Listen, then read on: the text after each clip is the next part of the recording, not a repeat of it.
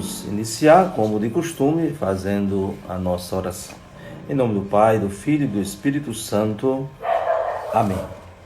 Ó Deus, que amais e restituís a inocência, orientai para vós os nossos corações, para que jamais se afastem da luz da verdade os que tirastes das trevas da descrença. Por nosso Senhor Jesus Cristo, vosso Filho, na unidade do Espírito Santo. Amém. Pois bem, então, agora iniciamos mais um capítulo do Evangelho de São João, chamado, no capítulo 15, o capítulo da videira verdadeira. É muito significativo Jesus utilizar esta imagem, da videira, porque é bastante conhecida na tradição bíblica, na tradição do Antigo Testamento, sobretudo na corrente profética. Então os profetas utilizaram, sobretudo Isaías, utilizaram essa alegoria, essa comparação. E a comparação sempre nos ajuda a dar um passo para além daquilo que é comparado. Não basta apenas fazer uma identificação, como nós veremos daqui a pouco, mas o que é que isso nos apresenta, nos aponta, para onde isso quer nos levar. Então, relembrando que nós estamos sempre no contexto da última ceia, da despedida de Jesus, antes de sua morte, que nos ajuda, todo esse contexto nos ajuda a também nos prepararmos, para aquilo que será a sua despedida, com a ascensão, daqui a 15 dias, que vamos celebrar a ascensão do Senhor, nos preparando também para a conclusão do tempo da Páscoa, que é a festa de Pentecostes. Portanto, Jesus faz essa comparação,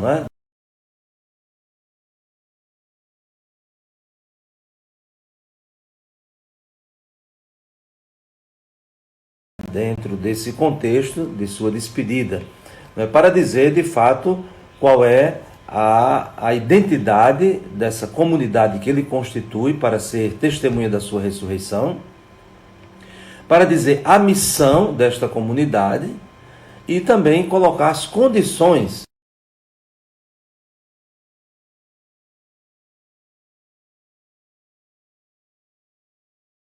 de fidelidade, a sua identidade e a sua missão. Então, por duas vezes, Jesus, no Evangelho de hoje, de forma muito explícita, faz essa afirmação: eu sou a videira.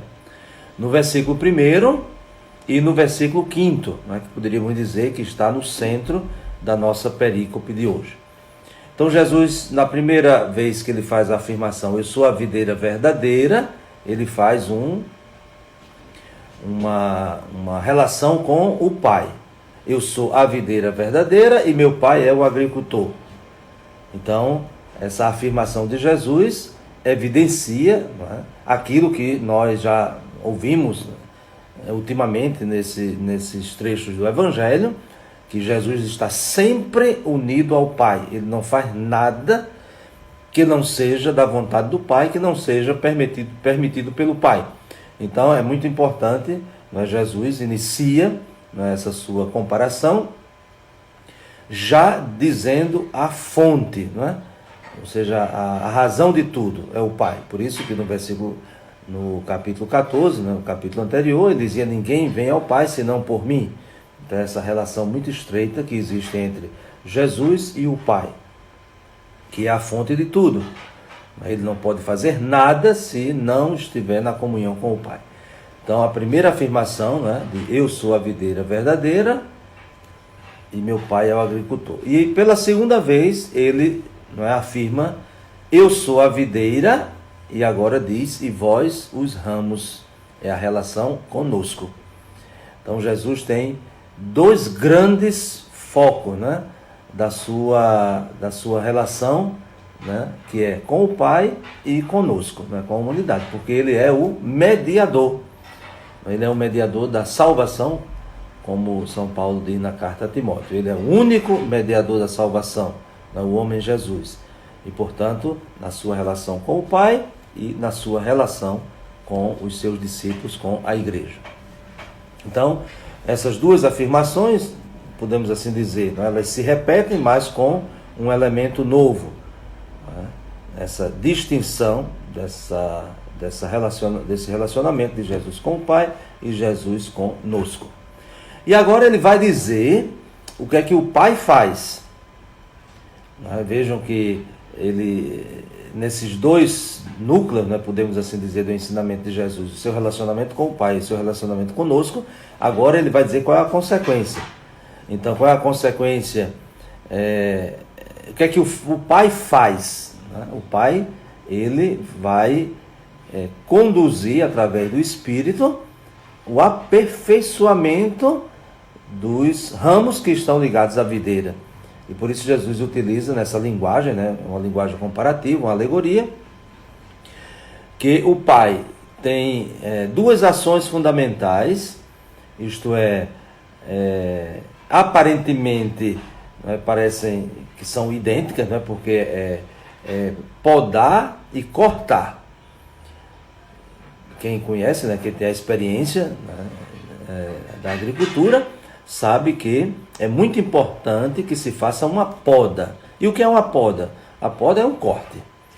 Um corte na árvore, mas esse corte não é para destruir. Às vezes até quem não entende, né, até se apavora, né, quando vê uma árvore, né, toda podada, diz: ah, meu Deus, o que foi que fizeram com essa árvore? Né? Mas é que não entende. Enquanto que a poda, ela é necessária. Por isso que aqui se utiliza: todo ramo que em mim não dá fruto, ele corta, mas o ramo que dá fruto, ele o limpa, né? Ele poda, e é sempre um corte. Mas esse primeiro corte daquele que não dá fruto é um reconhecimento dessa falta de união vital com esse tronco. Mas quando se faz a poda, ou seja, se limpa, é para que dê frutos, né? Por isso que Jesus diz: ele limpa para que dê frutos mais ainda. Então, é isso que o Pai faz, né? E como é que o Pai faz isso? O Pai faz isso através da própria ação de Jesus e também da sua palavra. Então, a palavra de Jesus, como ele mesmo diz: vós já estáis limpos por causa da palavra que eu vos falei. Agora, naturalmente, né, quando nós pensamos na palavra de Jesus, não é só o que ele pronuncia, mas é a própria ação de Jesus, é a própria vida de Jesus, as suas atitudes, é essa palavra encarnada. E por isso, quando Jesus diz que é o caminho, né, nós lembramos no outro dia, Jesus é o caminho, e esse caminho justamente é o caminho de purificação, né, de aperfeiçoamento, né, dos seus seguidores, e que isso se dá, sobretudo, com o encontro com a verdade, como nós já lembramos. Então, vamos dizer, esse é o primeiro núcleo, né, do Evangelho de hoje, com a primeira afirmação. Então, Jesus é a videira verdadeira e o Pai é agricultor. E o que é que o Pai faz? Quando Jesus afirma que ele é a videira e que nós somos os ramos, então ele começa a dizer, né, o que também nós devemos fazer. E ele resume muito bem, né, na última frase do versículo 5º, quando ele diz: sem mim nada podeis fazer. Então isso é um grande desafio, né, para nós, né, para a nossa missão, para o nosso segmento, nós termos essa consciência que se não estivermos unidos a Jesus, através do acolhimento da sua palavra, através de uma vida de oração, através de um compromisso, né, de viver essa palavra, mesmo com nossos limites e nossas imperfeições e misérias, mas o compromisso, né, porque é o caminho é algo dinâmico, mas não é nada terminado ainda. E, portanto, essa afirmação muito profunda de Jesus e muito verdadeira, né, sem mim nada podeis fazer. E nós sabemos pela própria experiência, quando nós colocamos ou nos colocamos no centro da missão, né, quando nós, assim, até sem má vontade, né, mas com um pouco de prepotência, nós pensamos que nós vamos fazer, que nós sabemos fazer, que isso depende de nós. Então é como se nós estivéssemos nos separando da árvore, não é? E quem se separa da árvore, então seca e vai para o fogo. E portanto Jesus, ele diz com muita clareza: sem mim nada podeis fazer.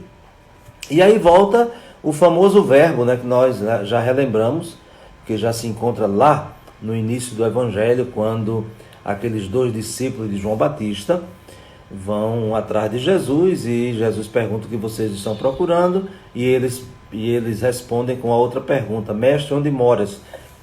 E esse verbo moras, onde moras, a expressão é a mesma que aparece agora, não é? Permanecer. Então Jesus diz: quem não permanecer em mim, isto é, não viver na comunhão com ele, então a consequência é que vai se desprender, isto é, que vai secar e será queimado, ou seja, se destrói, né? Se destrói esse relacionamento. Mas aí Jesus insiste: mas se permanecerdes em mim, minhas palavras permanecerem em vós, o que pedirdes, o que quiserdes, vos será dado. E aí no último versículo de hoje, né, Jesus retoma também aquele tema que nós já lembramos, que é a glorificação do Pai. Então, como é que o Pai é glorificado? À medida que nós damos muitos frutos, isto é, nos tornamos discípulos de Jesus. Então vejam que a glorificação do Pai, como já tivemos a oportunidade de dizer, não se faz a partir de louvores teóricos, né, ou de proclamações, né, de louvores, mas se faz antes de tudo quando os frutos aparecem. E aí nós voltamos para o adjetivo dessa videira, né, que eu não toquei no assunto, mas é importante: ela é verdadeira. E qual é o sinal de que ela é uma videira verdadeira? É quando ela produz bons frutos. Não só produz frutos, mas produz bons frutos. Então isso é uma imagem muito, muito bonita, é uma alegoria, uma comparação que Jesus faz, para que de fato nós tomemos consciência daquilo que nós somos e daquilo que nós devemos viver, daquilo que nós devemos realizar, ou seja, a missão que Ele nos confia, que é produzir frutos, mas não produzir frutos como se nós fôssemos, não é, o tronco. Não, nós somos os ramos, devemos estar unidos nessa videira para assim podermos, nessa comunhão com Jesus, entre aspas, né, permitir que Ele continue a realizar a sua obra pela presença do seu Espírito em nós. E é muito bonito quando Jesus diz, né, que quem cuida de tudo isso é o Pai. Né? O Pai que é o agricultor.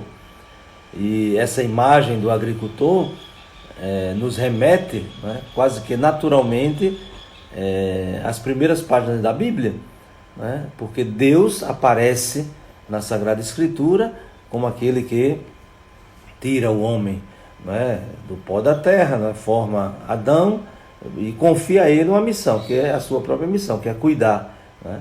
Nós dizemos que a primeira profissão, né, a mais original é de agricultor, né? Porque Adão de fato era agricultor, era para cuidar do jardim, não é? Podemos dizer o jardineiro.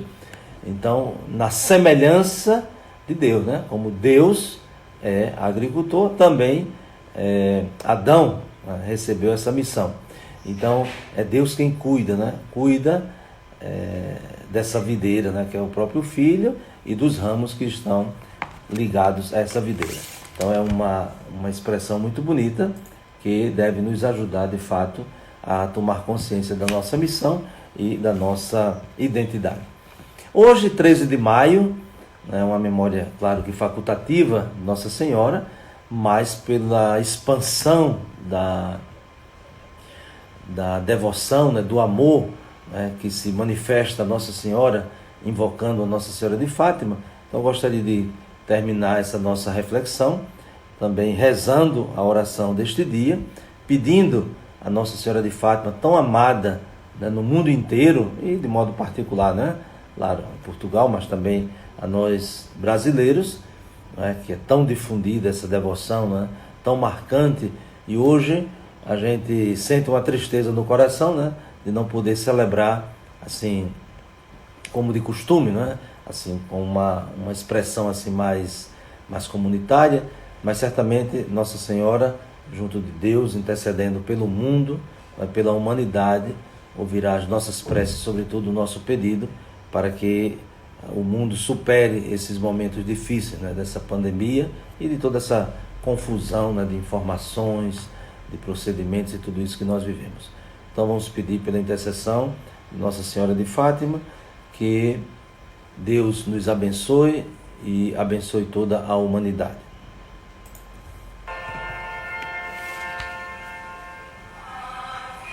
Senhor Deus, que nos destes a mãe do vosso Filho como nossa mãe, concedei, vos pedimos, que seguindo os seus ensinamentos e com espírito de verdadeira penitência e oração, trabalhemos generosamente pela renovação do mundo e pela dilatação do reino de Cristo, Ele que é Deus convosco, na unidade do Espírito Santo. Amém. E que desça, pela intercessão da bem-aventurada Virgem Maria, sobre vós e as vossas famílias, a bênção de Deus Todo-Poderoso, Pai, Filho e Espírito Santo. Amém. Então desejo a todos um bom dia e até amanhã, se Deus quiser.